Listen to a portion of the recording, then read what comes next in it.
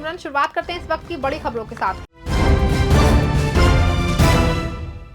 कानपुर देहात में पानी में फूंक मार के इलाज का दावा करने वाले कथित बोतल बाबा के नाम से चर्चित हरिओम यादव को पुलिस ने गिरफ्तार कर लिया है। बाबा पे एक महिला ने पूजा पाठ के बहाने दुष्कर्म के प्रयास, मारपीट और ठगी के आरोप लगाए हैं। मामले में पुलिस पहले ही मुकदमा दर्ज करके जांच कर रही थी। देवराहट थाना क्षेत्र के चैन के पूर्वा गांव स्थित आश्रम से जुड़े इस मामले में पीड़ित महिला ने आरोप लगाया था कि काली छाया हटाने और पूजा कराने के नाम पे उससे हजारों रुपए लिए गए। महिला का दावा है कि आश्रम बुला के उसके साथ अश्लील हरकतें की गई और दुष्कर्म का प्रयास किया गया। विरोध करने पे मारपीट और गला दबाने की भी कोशिश की गई। शिकायत के आधार पे पुलिस ने हरिओम यादव उर्फ बोतल बाबा समेत कई लोगों के खिलाफ मुकदमा दर्ज किया था। अब पुलिस ने हरिओम यादव और उसके सहयोगी दीपक को गिरफ्तार कर लिया है। उन्होंने बुलाया चैन के पूर्वा में, मतलब धाम पे बोला कि प्रसाद के रूप में बुलाया, और इन्होंने मतलब हरिराम सरकार अपने मतलब धाम पे बुलाया और रूम में आके इन्होंने बुलाया।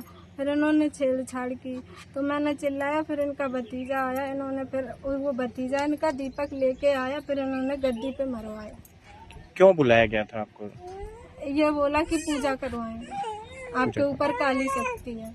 जब वहाँ पर गई तो क्या हुआ, थोड़ा डिटेल में बता दो। वहाँ पे मतलब इसने हवन सवन वगैरह करवाए थे घर पे मेरे ससुराल में, तो उसी में एक नारियल दिया था इसने हवन जब करवाया। इसने कैश भी ली थी 40,000 कैश भी लिया। हाँ, और जब यहाँ पे उसने बोला कि आप धाम पे आना, हरिओम धाम सरकार पे। पुलिस से शिकायत की आपने? हाँ, पुलिस से की है मैंने। क्या आश्वासन मिला है आपको? अभी चल रही है कार्रवाई। सीतापुर के हरगांव क्षेत्र में एक भावुक कर देने वाला दृश्य देखने को मिला, जब हत्या के मामले में सजा काट रहा एक कैदी अपनी बहन की शादी में शामिल होने के लिए न्यायालय की विशेष अनुमति पे गांव पहुंचा। भाई बहन की मुलाकात के दौरान माहौल भावुक हो गया और परिजनों की आंखें नम हो गई। हरगांव थाना क्षेत्र के बंशीपुर गांव निवासी धर्मेंद्र, जो हरियाणा की रोहतक जेल में सजा काट रहा है, न्यायालय की विशेष अनुमति पे पुलिस अभिरक्षा में बहन के विवाह समारोह में शामिल होने पहुंचा था। कड़ी सुरक्षा व्यवस्था के बीच वो करीब 4 घंटे तक समारोह में मौजूद रहा। इस दौरान उसने अपनी बहन को आशीर्वाद दिया, जिसको देख के परिवार के सदस्य भावुक हो गए। भाई को लंबे समय बाद अपने बीच पाके बहन की आंखों से आंसू झलक पड़े। विवाह की रस्में पूरी होने के बाद पुलिस धर्मेंद्र को वापस रोहतक जेल लेकर रवाना हो गई। बदायूं में गंगा एक्सप्रेसवे पे शुक्रवार सुबह बड़ा हादसा हो गया। वाराणसी से दिल्ली जा रही एक डबल डेकर बस अनियंत्रित होकर पलट गई। बस में 100 से अधिक यात्री सवार थे। हादसे में 2 दर्जन से ज्यादा लोग घायल हुए हैं, जिसमें महिलाएं और बच्चे भी शामिल हैं। वजीरगंज क्षेत्र के नौली हरनाथपुर गांव के पास तेज रफ्तार डबल डेकर बस अचानक अनियंत्रित होकर एक्सप्रेसवे पे पलट गई। हादसे के बाद मौके पे चीख पुकार मच गई। सूचना मिलते ही पुलिस, यूपीटा और एम्बुलेंस की टीम मौके पे पहुंची और राहत बचाव कार्य शुरू किया। घायलों को बस से निकाल के वजीरगंज सीएचसी, जिला अस्पताल और अन्य स्वास्थ्य केंद्रों में भर्ती कराया गया। कुछ गंभीर घायलों को बेहतर इलाज के लिए हायर सेंटर रेफर कर दिया गया।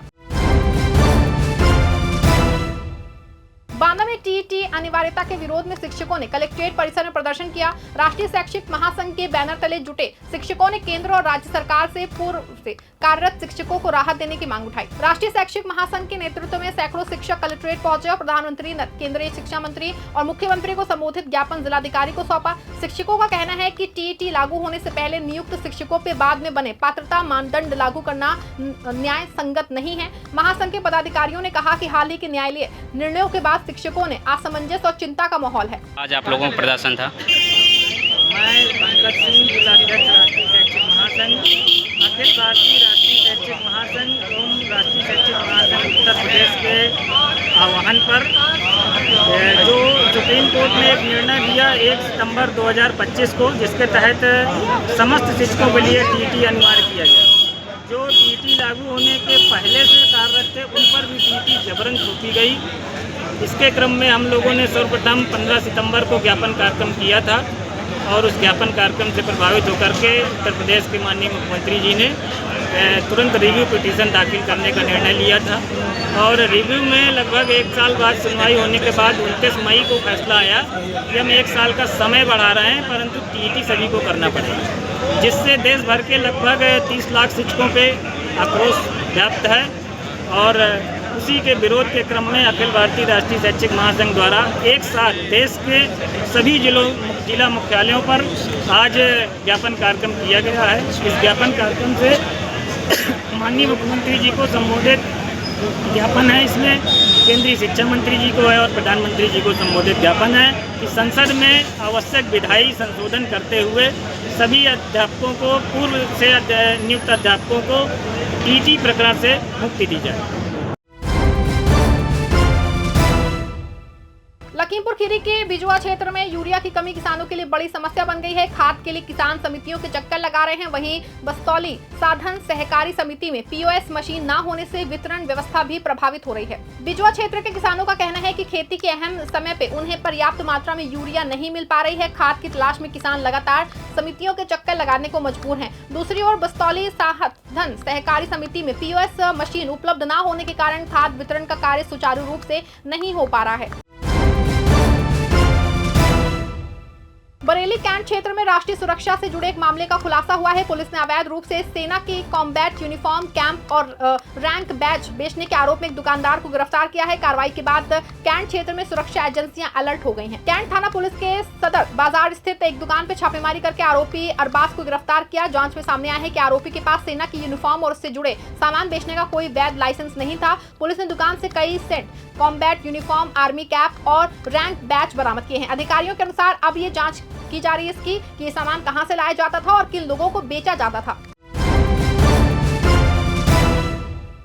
सीतापुर पुलिस लाइंस में आयोजित लखनऊ जोन की 51वीं अंतर जनपदीय जूडो क्लस्टर प्रतियोगिता का भव्य समापन हो गया है। 3 दिनों तक चली इस प्रतियोगिता में 7 जनपदों के खिलाड़ियों ने प्रतिभाग किया। समापन समारोह में विजेता खिलाड़ियों को सम्मानित किया गया। पुलिस लाइंस ग्राउंड में आयोजित समापन समारोह में क्षेत्राधिकारी सदर नेहा त्रिपाठी ने विजेता और उप विजेता खिलाड़ियों को मेडल, प्रमाण पत्र और ट्रॉफी प्रदान की। प्रतियोगिता के जूडो पुरुष वर्ग में सीतापुर टीम ने शानदार प्रदर्शन करते हुए चल वैजयंती ट्रॉफी अपने नाम की। वहीं ताइक्वांडो और पेंचक सिलॉट पुरुष वर्ग में रायबरेली टीम विजेता रही।